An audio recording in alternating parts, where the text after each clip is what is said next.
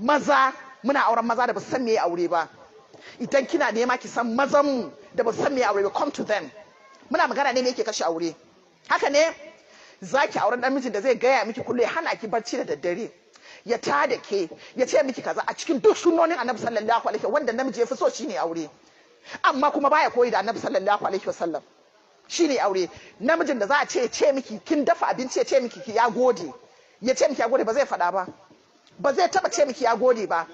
Namijin da zai zo ya ce Allah ya miki albarka ba zai ce Allah ya miki albarka ba, ya ce miki ki tashi ki addini ba zai faɗa ba. Idan kika gan shi yayi kwalliya, ya sanya turare, ya kafa hula, to wallahi ba wurin ki zai je ba, zai je wurin wata ne a waje. Idan ya dawo gida wurin ki zai ɗauko jallabiya ne zai maka. Idan ya baka jallabiya sai ki ga yana kafafa, barin duniyar nan na yanzu sai ki ga yana chatting, yana wuri da ido, yana muzurai da ido.